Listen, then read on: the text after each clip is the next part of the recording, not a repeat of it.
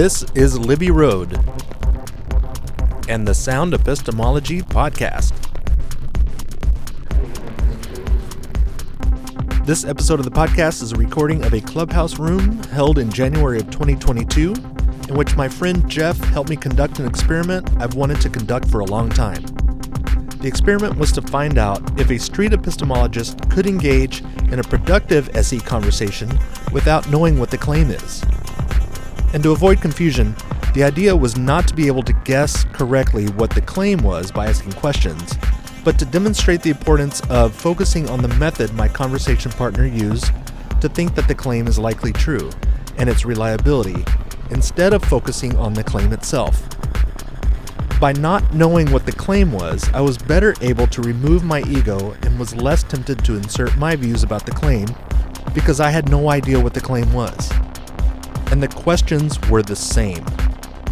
I appreciate you listening, and I'll let you decide how the experiment went.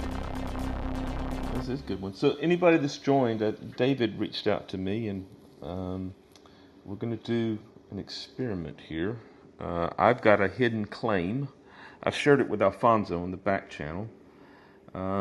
David doesn't know what my claim is, and he's going to use street epistemology to interrogate the methods that I used to determine my confidence in the claim rather than focusing on the claim itself. So this should be interesting.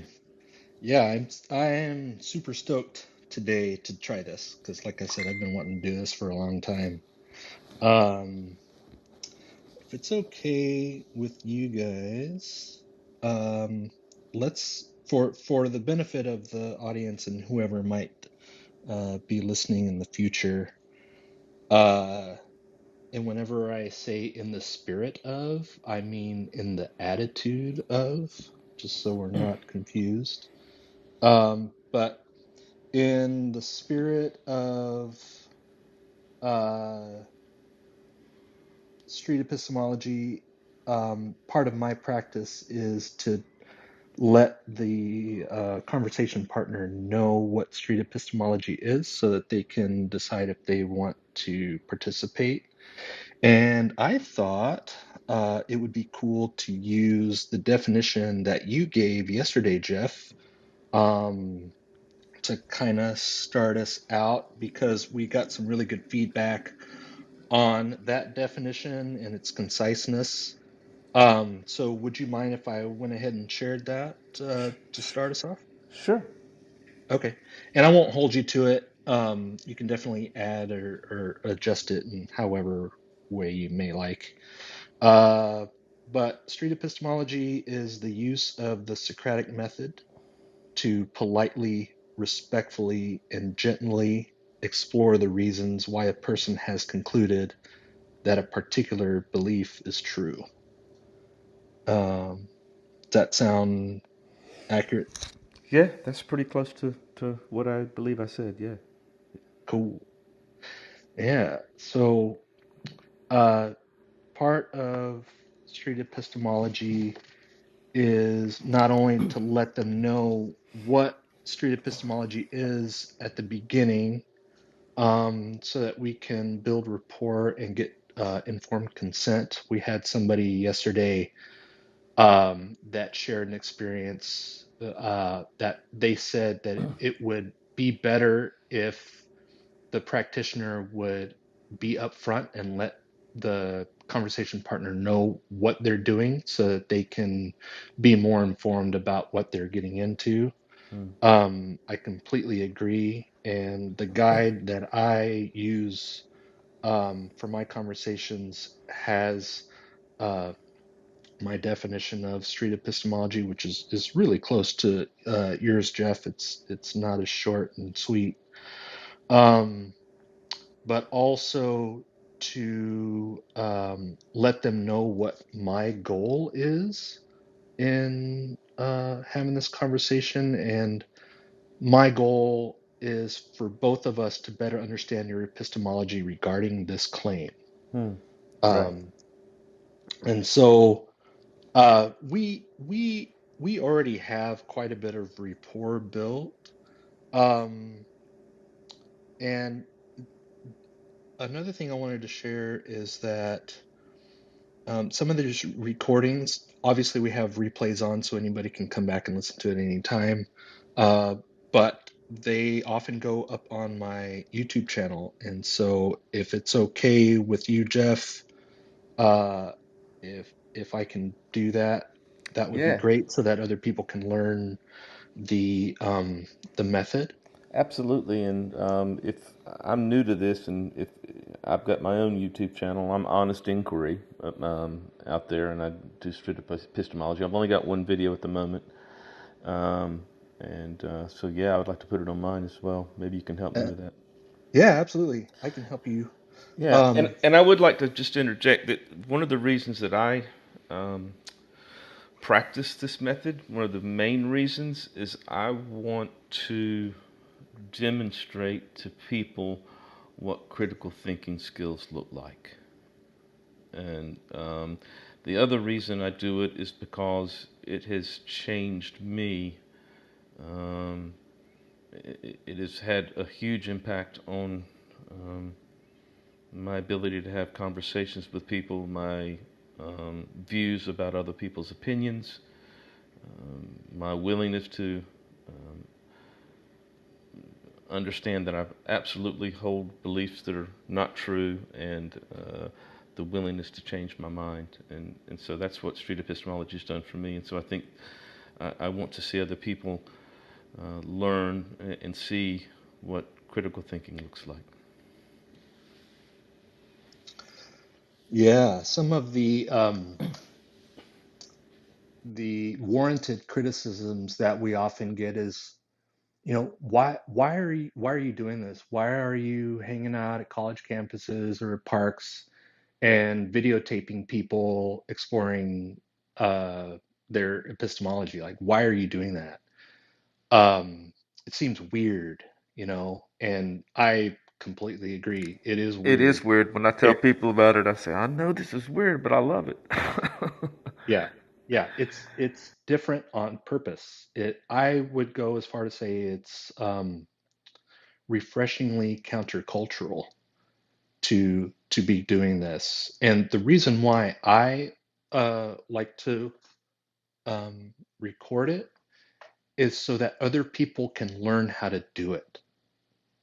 Um, so with that said, um, back to your definition, Jeff. Part of that included the use of the Socratic method. Just for clarity's sake, which is another one of my goals for having street epistemology conversations, clarity, would you be able to kind of walk me through your understanding of the Socratic method? You don't have to give us a lecture about what Mm. it is, but and how it relates to SE. Um, I'm not a philosopher, and so my understanding of the Socratic method is to ask questions to get people to better understand their own reasonings.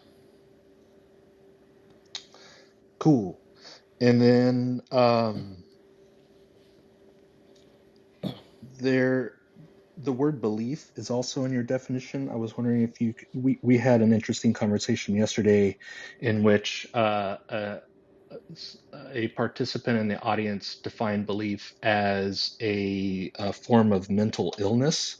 So the reason why I'm Mm. saying that is because um, just to acknowledge the many definitions that we have for different words. So as to not assume what the other person's definition for a word uh, is. Um, Being agnostic or igtheist with an I have a really it's important to me to understand somebody else's definition. So I was wondering if you could share your definition of the word belief so that we're clear on Hmm. some of the terms that you used in your definition for SE. Um, as I would define belief now, I certainly wouldn't have defined it this way years ago. I see belief as a spectrum of being either convinced or unconvinced of any truth proposition. Okay, great. Thanks for thanks for sharing that.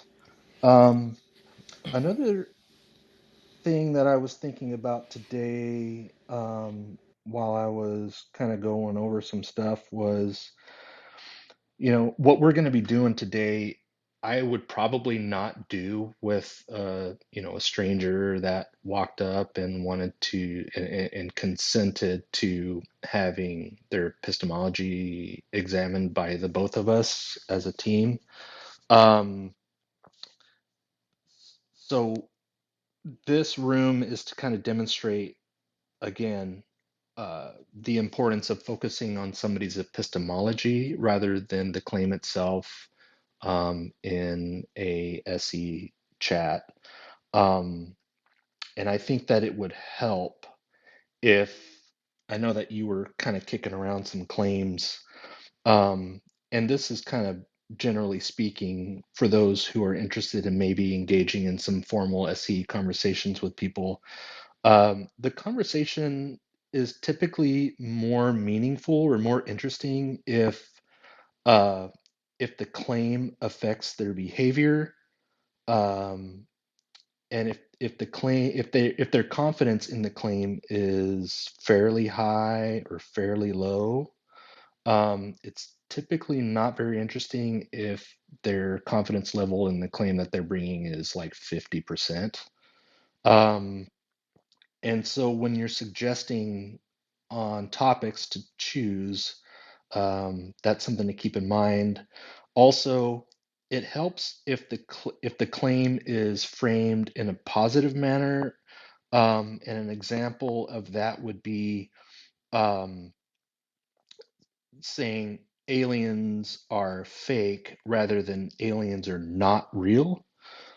It's just a little easier to kind of examine the claim, in that positive side. Um, so there's just some suggestions that would make the examination a little bit easier, and I think that keeping those in mind are going to help us today because we already have the challenge of, not knowing the claim, and you're going to have to sort of censor yourself as to in your answers trying not to reveal what the claim is. Yeah, that's been something I've been struggling with this afternoon. Try to have, depending on the questions you ask, I've been imagining the questions that might come my way, and how am I going to respond without revealing the claim. So Yeah. I'm really interested to dive into this. Yeah. I mean, it's an experiment. We'll see how it goes. I'm really glad that you agreed to do this. Um, so I've got a lot of gratitude about that, and I appreciate you doing this. And Well, it, thanks for throwing the offer out there, and and I volunteered for sure. I mean, this is, yeah. So yeah, thank you. yeah, absolutely. And consider yourself fortunate because I typically don't engage in SE conversations in front of an audience. I like to go into a one-on-one room because of how an audience can skew somebody's answers. But I think that it was worth it doing it this time just to kind of show how important it is to focus on the methods rather than the claim. So Yeah, yeah, I and appreciate I it. resolved coming in that I was going to try to be as open and honest with my answers as I can, and set aside any thoughts of someone's going to come back and want to challenge me on that, or and so I've kind of pre-prepared myself mentally to be as open of an interlocutor as I can. Yeah, that's great. That's SE only works with sincere interlocutors. I'm pretty convinced of that. I agree. Yeah. Cool. So, You want to go ahead and get started? Absolutely. You All have my right. consent.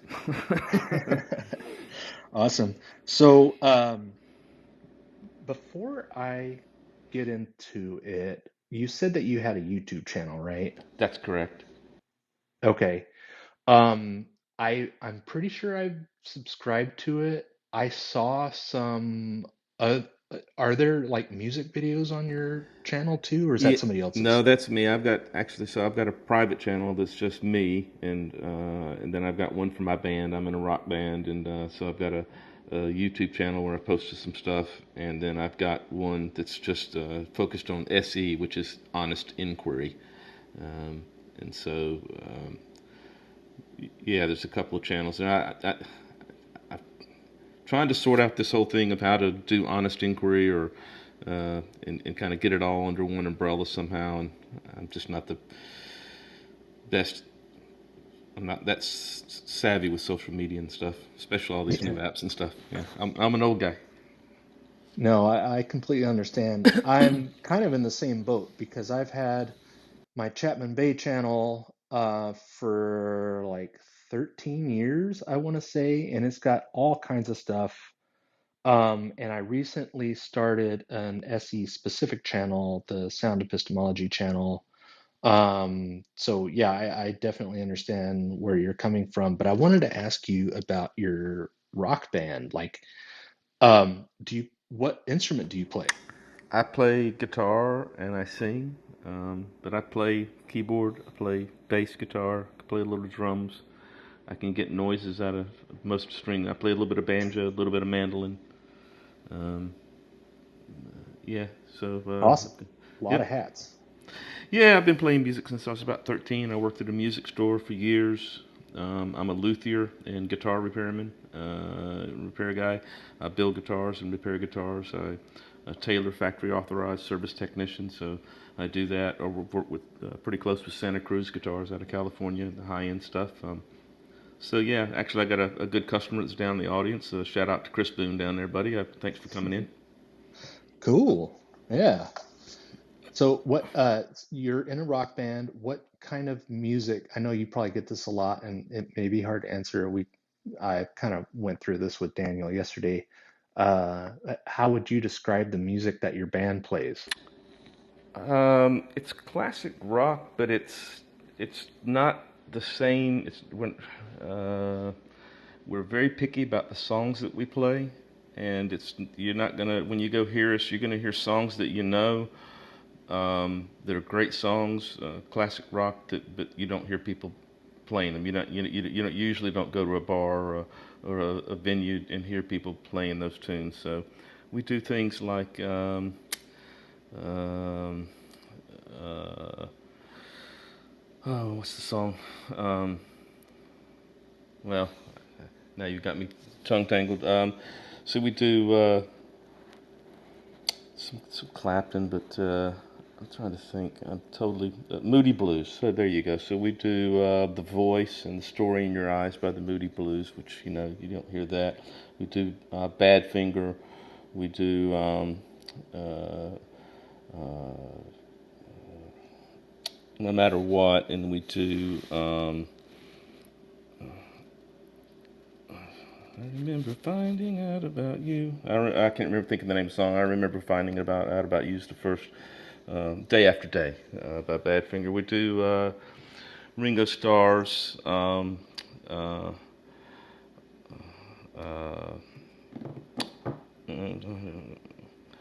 uh, It Don't Come Easy. So a little bit of just Warren Zevon, Lawyers, Guns, and Money. So it's, like I said, good tunes, but you don't hear people play it a lot. Cool. Is it mostly cover songs, or do you have any original Yeah, songs that you play? yeah, I've got quite a few. We don't play the originals in the band. I've got a recording studio here at the house, and I record my own tunes. I've written several. I've got some stuff out there on Reverb Nation that's under my name that has a lot of my originals on it. Um, so yeah, I do write tunes as well. Far out. Yeah, I just do drums. I mean, I do a little bit of keyboard stuff in GarageBand and things like that, but as far as music and playing in bands and stuff, I'm the drummer, nothing else. I sing lead and backup, harmony and play rhythm and some lead. I've got another guitar player who handles most of the lead work, and uh, so Oh, cool. Yeah, maybe we'll hook up and play music sometime. oh, that'd be awesome. All right. So you said that you sent Alfonso like uh some claims, like two or three. Yeah, I had three different ones that I was considering, and uh, I thought of one. I was trying to figure out if it would be more fun to do something that's a positive claim that I'm very unconfident in, very low confidence that it's true, or a positive claim that's something that I do believe is true, or somewhere kind of in the middle, not in the middle, but where I'm still. It's definitely modified my behavior, and I think that's the one that Alfonso had suggested. The one I'm thinking of is, and it's a formulating um, opinion, and still trying to sort it through. But it's definitely something that has altered my behavior. Okay, cool. So you've narrowed it down to one. Yeah, I think so. I'm gonna go with the one that Alfonso suggested. So Okay, cool. Yeah, I think that if I were to do this in person, I would probably just have the person write down the claim and then like fold up the piece of paper and save it for later. So I guess everybody's just gonna have to trust that Alfonso hasn't sent me the claim. And the reason why I would have somebody write it down is so that the temptation of changing the claim in the middle of the conversation is low. You know what I mean? Like sure. not that somebody would be, dishonest about it, but I think it would I think it would just help keep that temptation from happening. No, So, I think I'm happy to stick by my claim, and um, I'm hoping that you're able to move me in one way or the other, either more positively towards my claim or to decrease my confidence in the claim. I'm open, and so yeah. cool, yeah. That brings up another point. A lot of people think that SE is only to reduce somebody's confidence in a claim, and the way I see it is to give somebody an opportunity to um, assign a more accurate confidence. And that could mean raising their confidence if they find out that their reasons are better than they thought they were. Or, sometimes it can lower their confidence if they find out that the reasons that they're using are not as sufficient as they thought. Well, I can say this in one of the claims that I submitted to Alfonso. It's a positive claim, and I am 0.01% confident that that claim is true. So about the only direction I could go on that one would be up. Oh, wow. Okay. That's interesting. But that's not the one that we're working on today. Well, we could. Alfonso suggested the one where I was moderately confident in, or maybe a little bit more than moderately confident in. It has changed my behavior. Actually, both claims have changed my behaviors. So, uh, yeah. Alfonso, you want to kick in? What are you thinking? Um, I would stick to the third claim that you sent me. okay. But yeah, I don't know. And I think besides having a little bit of an excessive report building, I was gonna ask you guys to get a room, but anyway. Yeah, we may be boring the audience, so let's get into it, right? Let's do it. Okay. All right. So I'm probably going to ask you a few questions that deal with a confidence scale. Um, and when I refer to that confidence scale, it's going to be 0 to 100. So 0 means all questions, no confidence. 100 is all confidence, no questions. Does that sound okay? Sure, that's the same scale I use when I'm doing SE. Okay, cool. Um, all right. So on that scale, how confident are you that the claim is true, factually accurate? I would be at about 80, maybe a little bit more. It has modified my behavior. I've changed my behavior because of the belief. Okay. 80% confident that the claim you have in mind is true. Yes. Okay.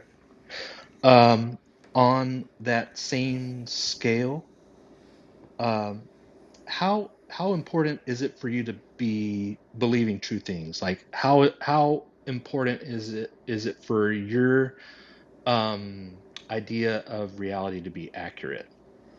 It's very important to me. It's one of the most important beliefs that I hold, and I don't know if belief is the right word to hold about beliefs. Can you have beliefs about beliefs? Uh, it is very important to me to believe things that are true. Um, the truth is very important to me. One of the most important things to me. Okay. Are you comfortable putting a number on it? You don't have to. It just helps me a little bit. Like between 0 and 100, how important is truth? Yeah. Um, well, I would say 100, barring that if I say 100 doesn't mean that there's no other things that are important to me. In other words, it's not partitioned out. It's just yeah. So I'm 100% there. That's a very, very important, probably the most important thing for me in formulating my belief systems is that I want what I believe to be true. Okay. All right. On this same scale, um, what's the level of confidence uh, that this claim, like how much does this claim affect your behavior on that scale? Um, how much does it affect in terms of? Um, I'm trying to figure out how would I want to quantify it without tipping my hand. Um, uh, Does this, okay, so you said that this claim affects your behavior. I yes, guess I'm asking how much does it affect your behavior on a scale from 0 to 100? it changed my daily behaviors. Um, uh, I behave differently every day because of this belief. Since I came to hold the belief, I've behaved differently um, every day. Okay. So it affects your behavior very much. Would that be fair?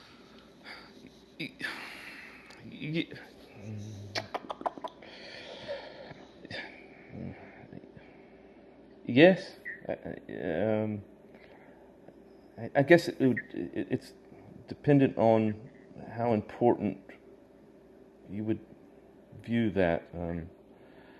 But yeah, I mean it's a daily thing that I've modified my. So yeah, it has greatly modified my behavior in lots of areas now. I guess I think about it. Yeah. Okay. Are you comfortable putting a number on that? Of how much it's changed me. Um, How much this belief affects your behavior on that same scale? And again, we don't have to use a scale. It's not that big of a deal. yeah, It just helps I me kind of understand it better. I would say that the belief has affected my behavior in perhaps I'm going to do it this way instead of a scale. Maybe 20 to 30% of my activities as a human being are affected by this belief. I do things differently now in 20 to 30% of my daily behaviors, and because I came to hold this belief. Okay. So it's not an all-encompassing belief that changed every one of my behaviors, but it has changed certain behaviors. Okay. Okay. Got it. All right. So I think my next question might be the hardest part of this whole experiment, as far as not revealing the claim. Mm-hmm. So don't worry if you have to take a little bit of time to think about it. And that goes for any question I ask. I think it's better. Like, don't feel pressured to answer right away. It's okay if you need to take some time to think about it and formulate the answer. I'm not going to think any less of you for not answering right away. No, I guess in the back of my mind, I'm worrying about boring the audience if I just sit here thinking. Hey, we embrace silence. Alfonso can tell you that. And you know, it, it, part of street epistemology is, you know that it's successful when we have those experiences of aporia, which is the experience of self-reflection. And I'm pretty convinced that that happens best in a moment of silence. So, um, if the audience members have a problem with that, that's okay with me. I just want you to feel comfortable that if you don't answer right away, it's not a big deal. It's Well, thank you. actually encouraged. Thank you. Yeah, yeah. You've helped alleviate some of my fears. So, uh, without revealing the claim, what is the main reason that brings you to 80% confidence that the claim is true? The main reason. The reason that holds the most weight in your confidence that it's true.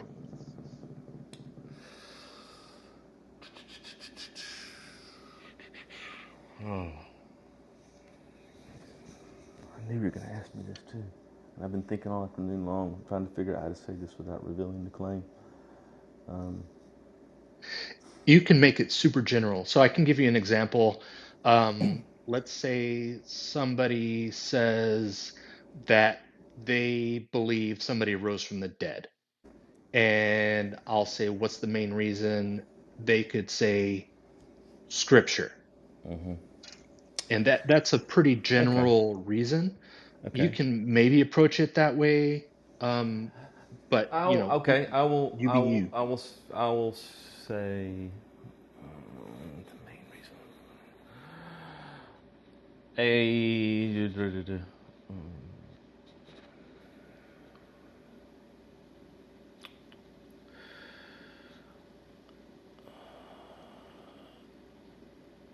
my evolving view of morality. Okay. Okay. You're 80% confident that the claim is true. It affects 30% of your daily life, and the main reason is because of your evolving view of morality. Is that all accurate so far? Yes. Okay. Okay.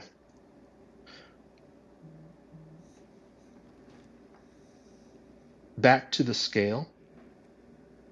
What is Where would you put the level of how much this reason affects your confidence? So if we had a pie and we were to cut it up into pieces,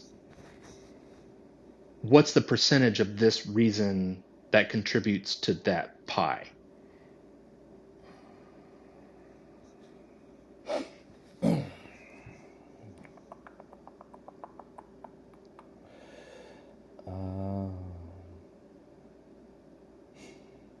Trying to think of the other reasons that hold this opinion.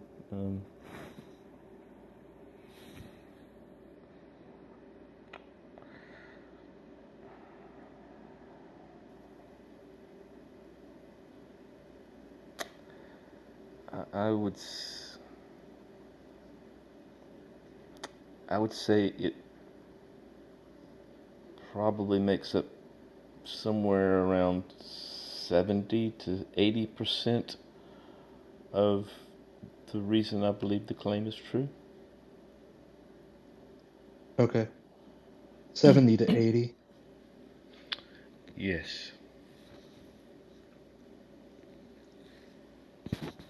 So So this, there are some other peripheral reasons that have led me to this belief, but the my evolving moral landscape is the main reason. got it. Your evolving view of morality reason makes up 80% of why you're 80% confident that the claim is true. I would say that's accurate. Yes. Okay, cool. Um, why would you say this reason is a good reason? What makes this reason sufficient? The moral, what makes morals sufficient to believe it? Is that what you're asking? Yeah, what makes your main reason, which is your evolving view of morality, what makes that reason a sufficient reason to believe anything?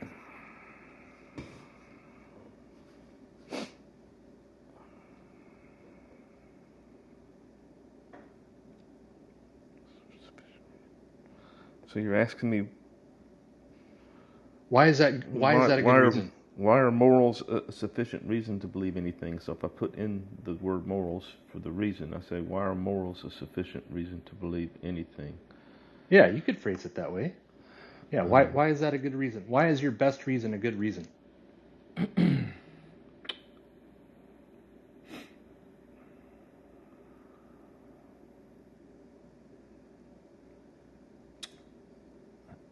I would think that I believe that in order for civilized society to function, that there has to be some moral code that we live by. And people use lots of different things as their basis for their morality. And without that morality, we would be living in anarchy, chaos. So, um, morality, for example, tells me that I shouldn't go steal my neighbor's things or kill him because I don't want my things to be stolen and I don't want to be killed. So that alone to me is a sufficient reason for me to believe that it's morally not a good thing to kill people or steal their things. Okay. So, just to repeat it back kind of in my own phrase so that I make sure I understand.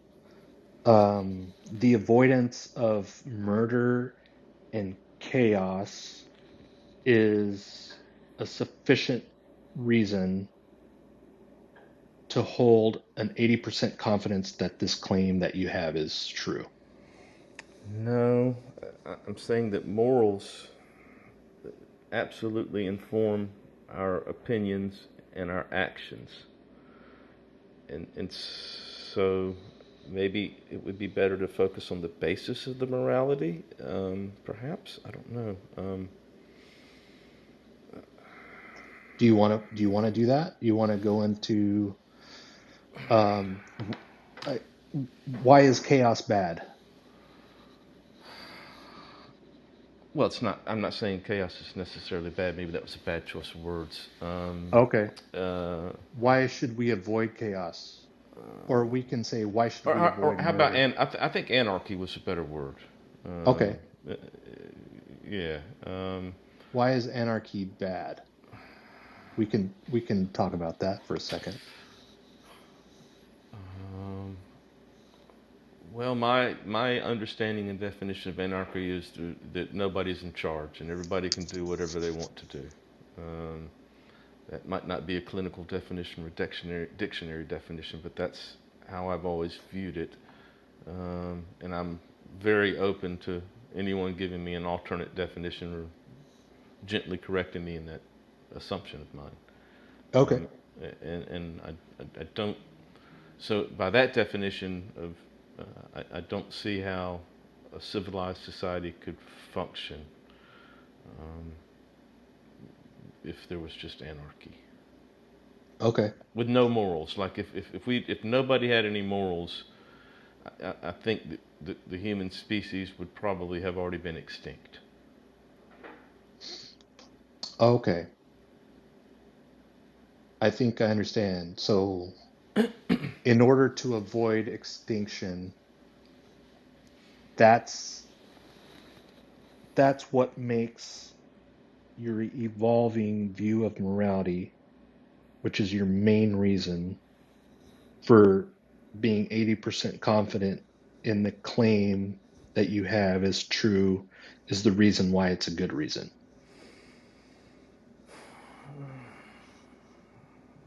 Well, see, my problem is with the way this is falling out is that I don't believe that society would fall into anarchy or that there's going to be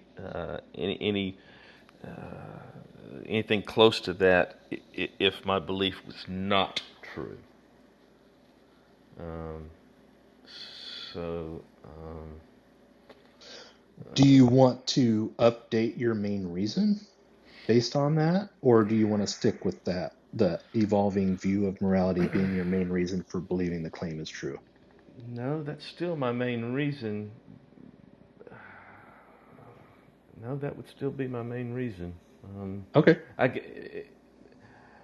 I, I have I have totally reevaluated um, uh, what informs my morality, um, and what that even means, and and it was through that transformation I had to start considering other moral concepts, and as I became less and less dogmatic about my previous moral stance, um, it pushed me. Maybe it's a little bit of a pendulum swing towards this. Hmm. It could very well be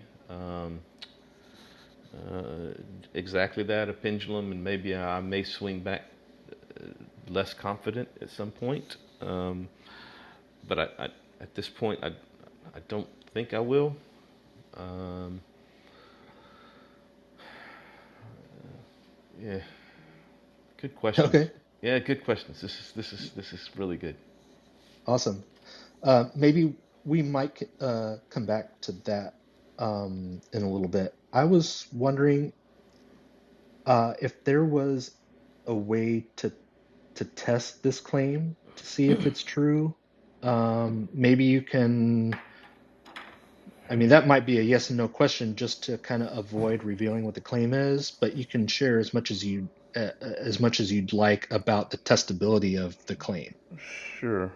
Um, I, I I think the claim is very testable, depending on how other people would define um,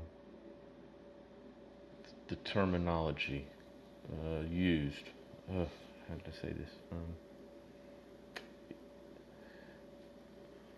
Yeah, so there are certain things that I've come to believe about the human condition that I didn't believe before. Um, and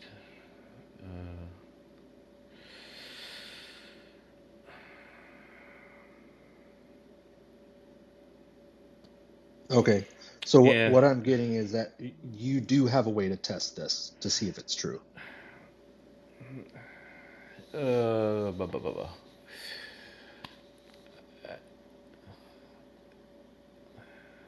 Test it. Test it. Um,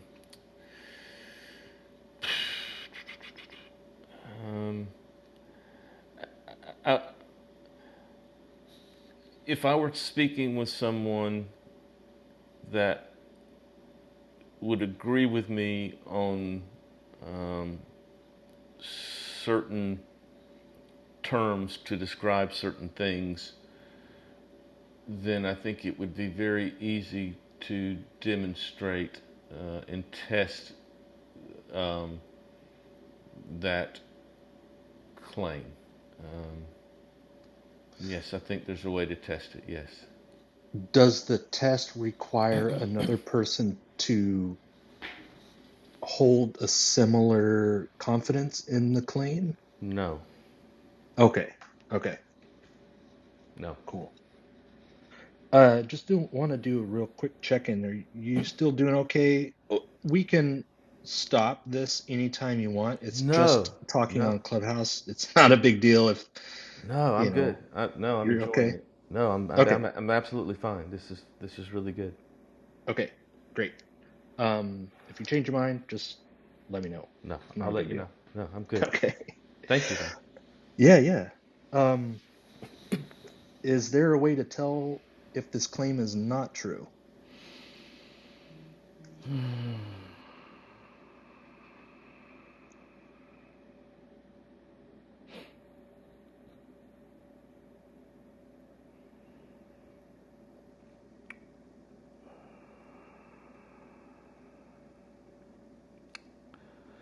So why do you tell if it's not true?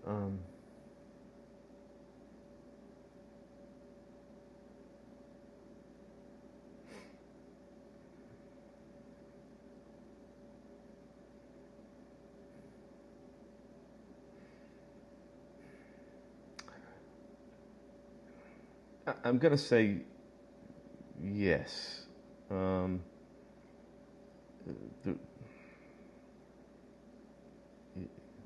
yeah, I will say yes. There is a way to test that the claim would not be true. Yes. Yes. Okay. Yes. Um, without revealing what the claim is, are you able to elaborate on how to do that? No. Okay, okay. But there There's is a way for you to tell if you were believing this and it was not true. Yes, absolutely. And any person would be able to look at this test. So the test that I'm thinking of, um, if it was performed, um, every person would agree with the conclusion of that test. Okay. Well, most people, I think, would agree with the conclusion of that test. However, I don't think many people would conclude that morally, um, that morals are in play, that human morality is in play with this topic, with this test.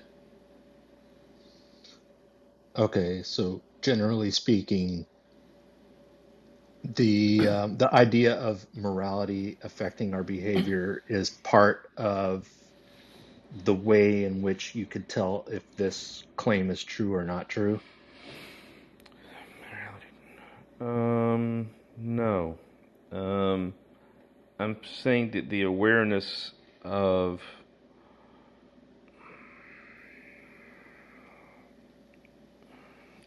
um,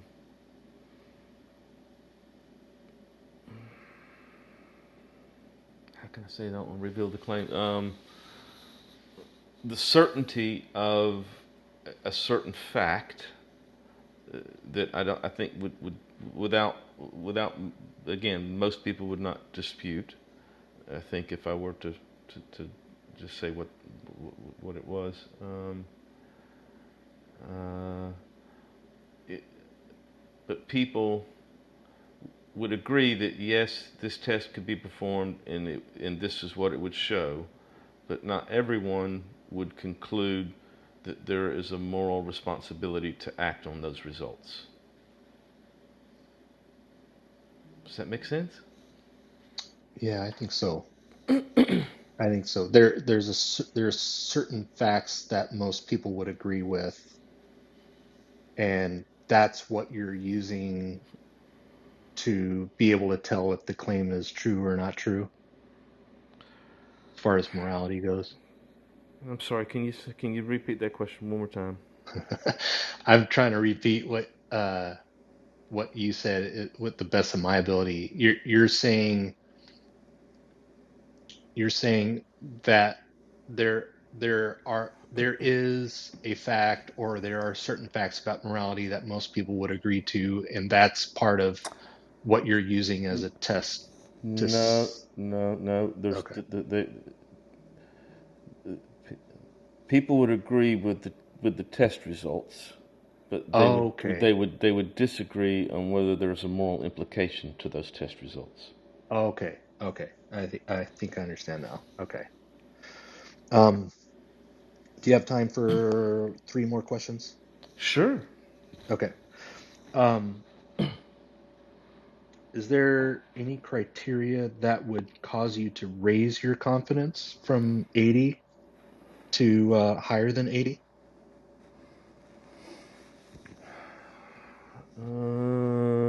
Is there any raise my confidence?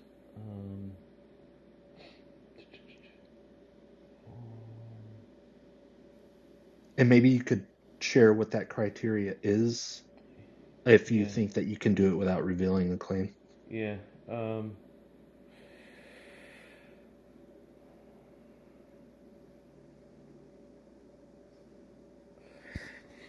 if if it if if the results of the test I'm thinking of could be conclusively shown to absolutely be the fact, and it um, I think it could be. Well, yeah. Hmm.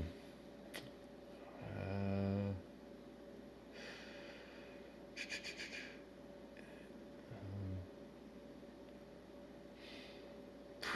Gosh, great questions, David.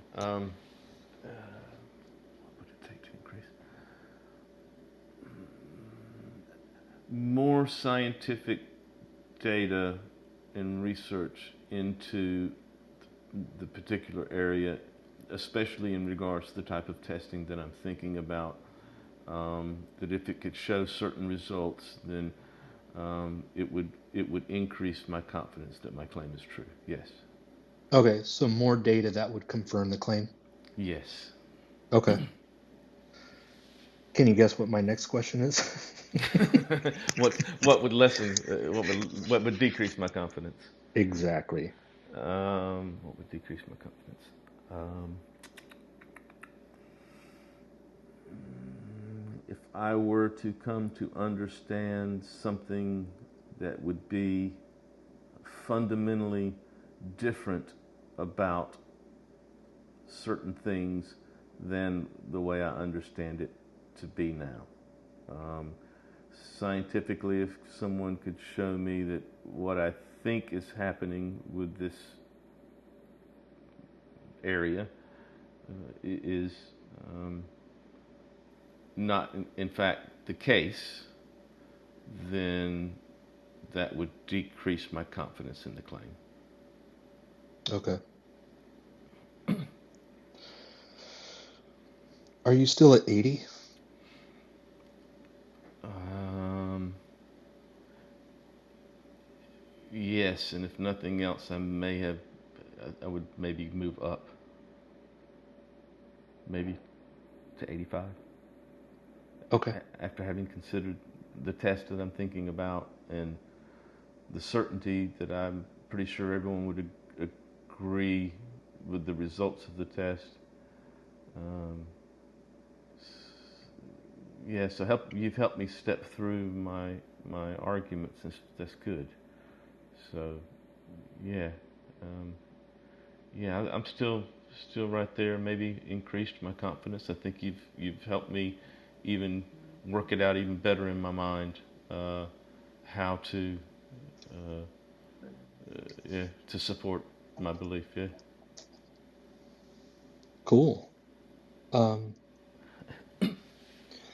You know how to get a hold of me in various ways. Yeah. I would love to talk again if you need any resources to kind of help you with any kind of uncertainty, or I'm certainly not qualified in any way to be, a therapist or give advice or anything like that, but I am your peer, and I offer my support to you for anything that you would need that I could give you. So feel free to get a hold of me again in the future, either Okay. here on Clubhouse or all the things. Yeah. Um, so I really, really, really appreciate you kind of taking me through this. Well, I appreciate you This has taking me been through it. awesome. Yeah. Are we going to reveal the claim? If you'd like to, that's up to you. Yes. I'm Absolutely. certainly curious about it, but Um, I'm gonna leave that up to you. what Yeah, do you it's your choice. what do you guys think if we ask the audience or David to try and guess it? You know what might actually be even better, and I don't know about your guys' time frame, but we could bring audience members up to maybe ask some questions that I didn't ask that might help before we Sure. reveal it. Sure. I'm good with that. I just asked us, let's bring up one person at a time and let me deal with Yeah, one at a time. Yeah. yes, great idea.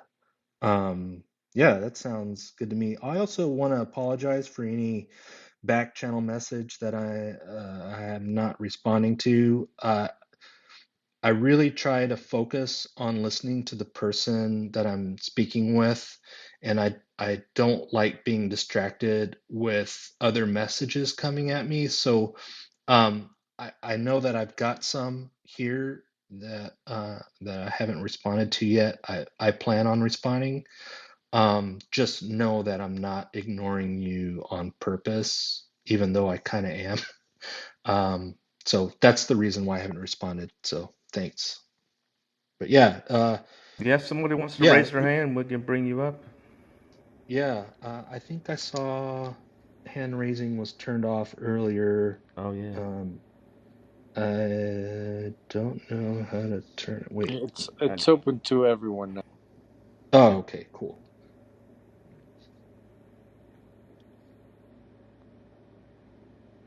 hey, come on up, Chris. Hey, Chris. Hey, Now, how's it going, guys? in all fairness, Chris is a friend, and I was texting him over here, and I've revealed my claim to Chris. So Yeah, I'll don't. keep it. I'll keep it. Yeah, I'll keep it. I get the drift of where this is going, and I do applaud you guys for your epistemology. I love what you're doing, and for the record, I'm a philosophy cognate, and so this is something of great interest, and I really applaud Jeff's life choice to do the street epistemology and what he's done with it, and I love it. I do have to tell you guys that this was dragging on. This is like Chinese water torture, you guys. This is really tough, trying to figure out. Uh, can you guys hear me? Yeah, we got you. Yes. Okay. Yep. Just trying to figure out where this was going was a tough one. But knowing what I know from Jeff's direction on this, I would ask Jeff, in your claim, because I know what it is, Do you think that post choices made by already institutions and factories and designs and business affects the outcome of what people do with the product that's there? Absolutely. Okay.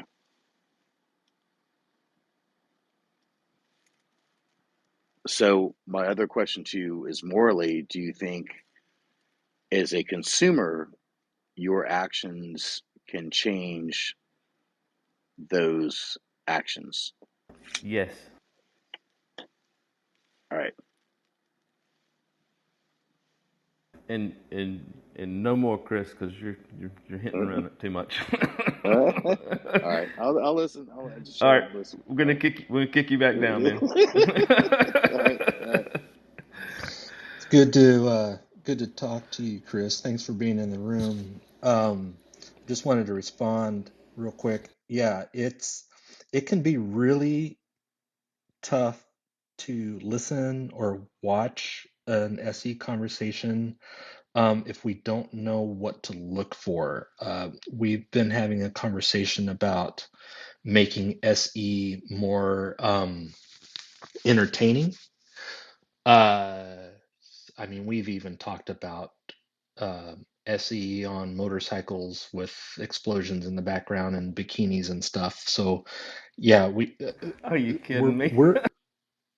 we're we're aware of the lack of entertainment value this might bring, but I would encourage you to try to slog through some more SE conversations, mainly on YouTube. I can send you some links. Jeff can probably hook you up so that you can start looking, uh, figure out what to look for. And I'm convinced that if you were to do that, um, like I get in entranced and I can't remember the other word, but it's extremely entertaining for me, just knowing what to look for in an SE conversation. I don't know if you have anything else, Jeff, you want to add, or Alfonso, you want to add to that.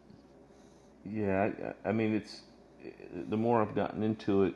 When I first got into street epistemology, I was in a review class. Uh, Anthony was there, Reed was there. We were all online, and they were talking about the formulaic approach and how to approach it. And I've always been one that has never liked a formula approach to much of anything. I'm an engineer by trade, and one of the worst things that anybody could tell me is that we're doing it this way because we've already always done it that way. Um, and so I tend to eschew um, formulaic things, but I've more recently come to realize the value in the formulaic process as SEI has uh, defined it. Chris, you want to come up one more time? Captivated is the word I was thinking of. I get captivated watching some of these. Yes, absolutely. What you got, Chris? Yeah. Can you hear me? Yes, sir. Sorry, the earbuds went out. Let me see if I can tap them back in. Um, would it not make sense for you to lay your claim out now? I'd still like to wait for some others in the audience if they had any more questions or comments. If not, if anybody has anything, raise your hand now, so you can come in, ask any questions. If not, then we can lay the claim out. I think it would be a great time to lay the claim out. I mean, it's been like seriously Chinese water torture for All right, Chris. on you. Come Okay, on. man. Welcome All to right. Clubhouse, Chris. Yeah. So, all right. So the claim is that it is morally wrong to raise animals for food? Did you were you anywhere close to that? No clue. No clue. I would have never guessed that. But the the the hypothesis stands though. Like the questions are the same no matter what the claim is, basically, right? I mean, That's right. Yeah, exactly. yeah, that's what we're trying to, that was my purpose for this experiment is like, I don't need to really focus on the claim that much. It's focusing on the way Jeff came to have an 80% confidence that that claim is true, whatever the claim is. So that was great. Hang on, Chris. Chris, we'll see you down there. I'm going to give Gina a chance, and we'll bring you back up. Hey, Gina, good to see you. Hi, hey, what's up, you guys? How you guys doing? Doing well. Super. Cool. I was back channeling with Alfonso and saying it's a little cringy. You guys are kind of missing each other on that claim. It's like it's not that the claim isn't at all important, or the message and reasons are more important. It's more like the claim kind of gives everything context, and the definitions give you direction to go. So it's like without that context, it sounded like you guys just were missing each other. Like the clarity and understanding just weren't there. Fair enough. Yeah, and like I was saying before, this isn't typical. Like I would not do it this way in the field per se. Um, but it demonstrates that you can have this conversation and not even know what the claim is, and it's still productive. Yes. So that was the whole idea. Productive, maybe just a whole lot harder. Definitely. You It agree was with really hard. Chris that it was Chinese water torture.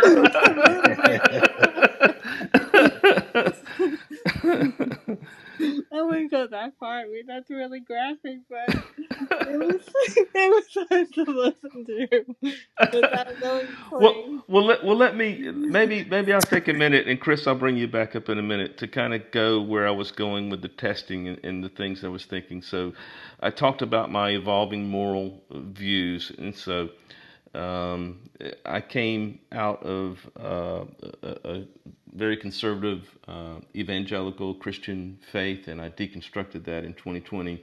Left me grasping for constructing a moral construct for what I did believe, and I started that with the best idea I could come up with, borrowed from people who paved the path well before me, was um, just don't cause any harm to another person's well-being. And then I had to grapple with, well, why is a person any different than an animal? And my next step in the evolution of thought is I said, well, it's sentience. And I was defining sentience as an understanding of their place in the world, an understanding of their actions, how they affect other animals or people. At the time, I was thinking people around them,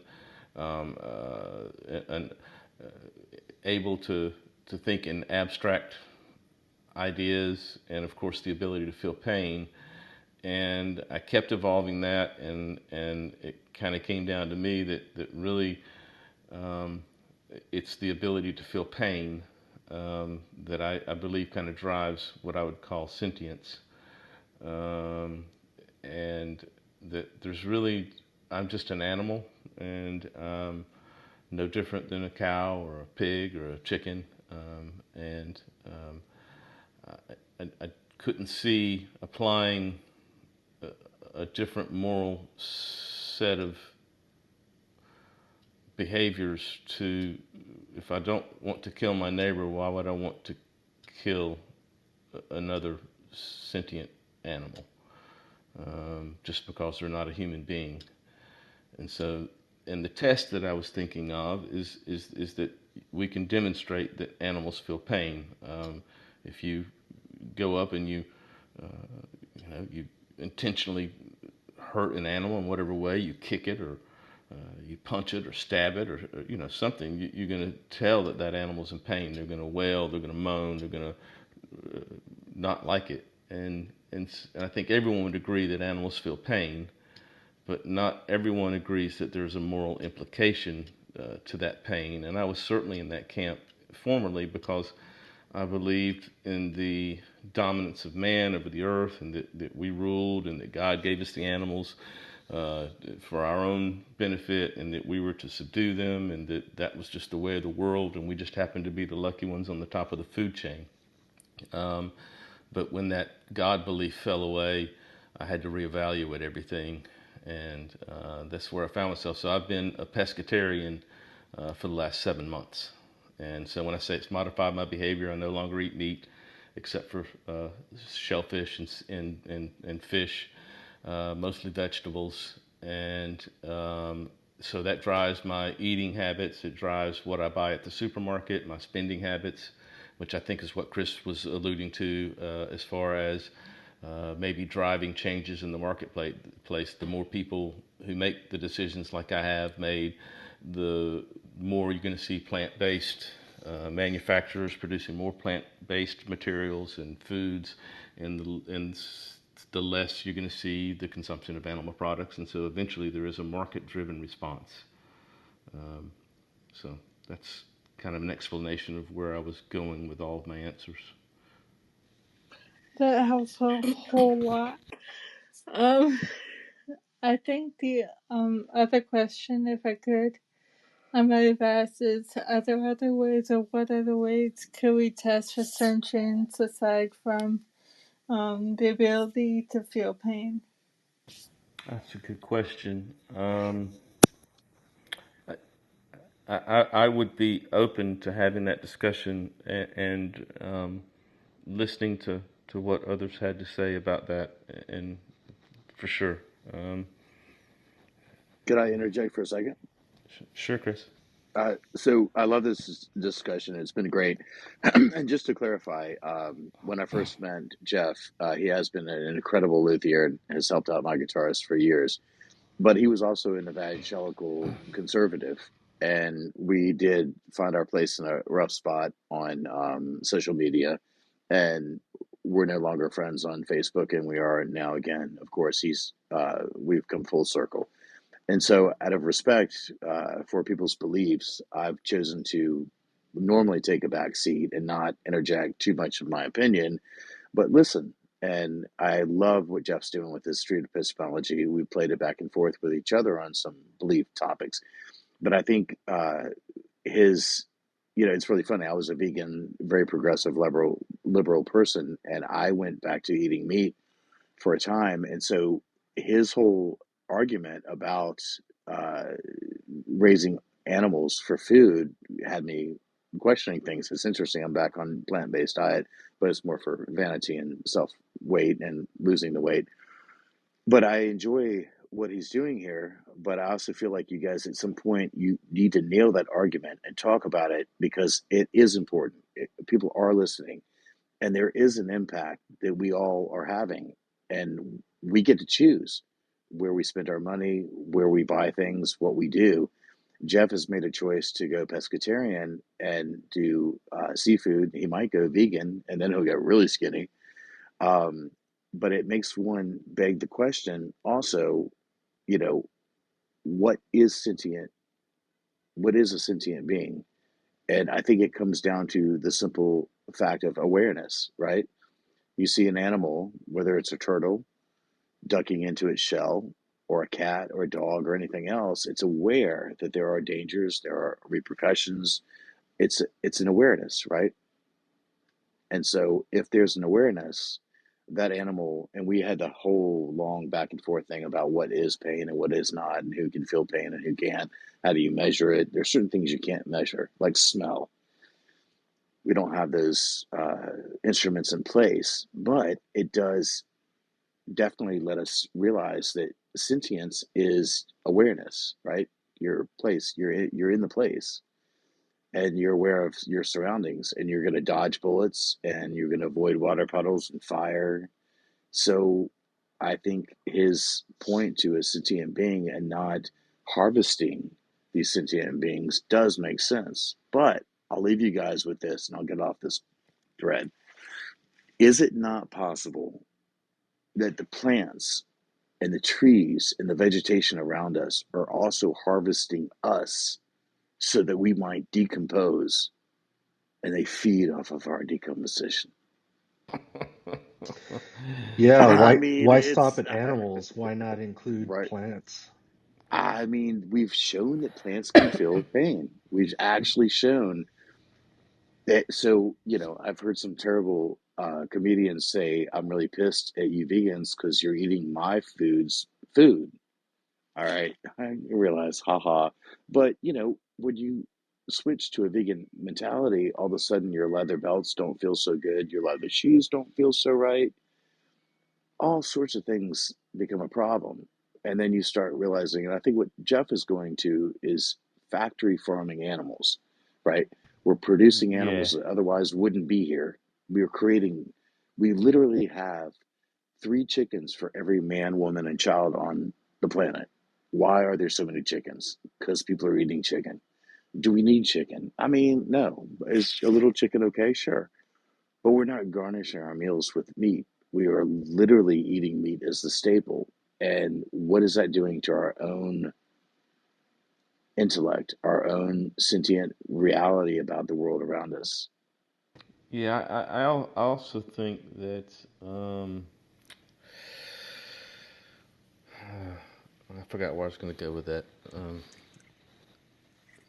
Oh, Rubber belts. just mass manufacturing um, pain, right? I mean, that's kind of how I look at it.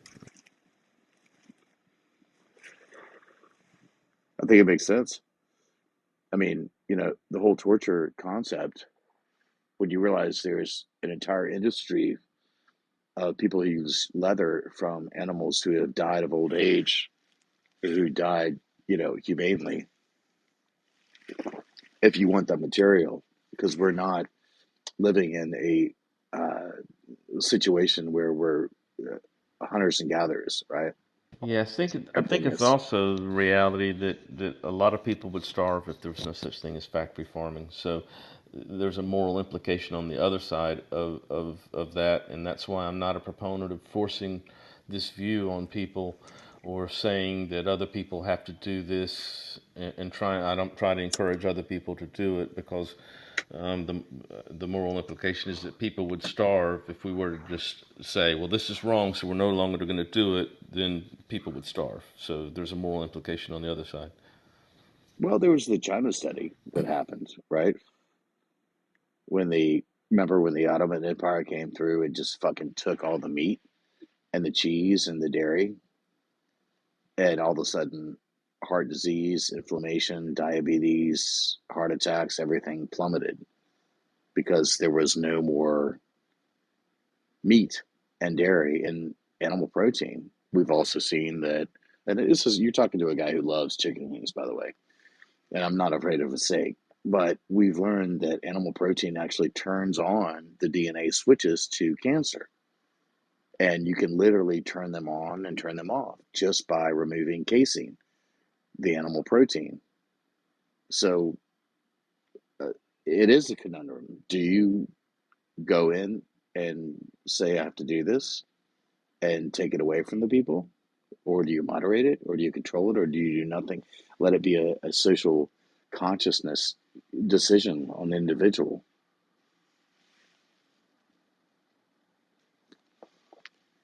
Anybody else down in the audience want to come up, have a comment at all? Might just be you and me here, Jeff. No, there's still other people in the room. Gina, did you have anything else? Anybody? They're all eating chicken wings and pizza. Nobody Yeah. wants to talk. They're all like, I "Oh was gonna shit, say, busted." um, I probably have to take off here Yeah, pretty yeah, pretty I do too. soon, but I did not want to forget to thank Alfonso for being here and helping us out with this room. Yep. I thought it was pretty fantastic, and I appreciate you again, Jeff, for doing this with me. Yeah, thank you, David. I Thank you look guys forward. for doing it. It was pretty cool. Thanks, Chris. Thank you, Yeah, Alfonso. no, my pleasure. Thank you guys. I enjoyed it. I was gonna suggest I couldn't unmic a few seconds earlier. I was brushing my teeth, but I thought it would be interesting to try this out where in a way that the claim becomes unveiled slowly, and at the end of the session, you can actually have some more informed questions that address the I agree. claim more Okay. direct. It got frustrating, honestly, guys. I loved the Socratic Method. I was a philosophy cognate. I missed my minor by 2 classes, but I was already had enough credits to graduate, so I bounced. But philosophy was my backbone. I loved it. I definitely studied the Socratic Method, Hume versus Locke, you name it. Went down the whole rabbit hole. And I love the philosophical debates, but I also find that you can't dangle the carrot but for so long before people just are like, all right, I'm done. So that's my 2 cents worth. Thanks, Chris. Gina, I saw your mic flashing. Did you have something? I was agreeing with Chris. Roger that. But thank you guys. It was actually really interesting to listen to a conversation without knowing the claim. All right, well, that's it for me tonight, guys. I'm going to bounce. David, I really appreciate it. Alfonso, everybody in the audience, thanks so much. Thank you, guys. This Peace was out. really good. Yeah, and Yeah. I'd be happy to show you how to put this on your YouTube channel, Jeff. We'll talk later. Yeah, sure. All right, guys, I'm gonna head out now. Thanks a lot. Sounds good. Thank you. Take care. Bye. Bye-bye. And there you have it. If you enjoyed this episode of the podcast and want to join the conversation or just listen in, you can find us in the Street Epistemology Club on the Clubhouse discussion app. Until next time, keep asking questions.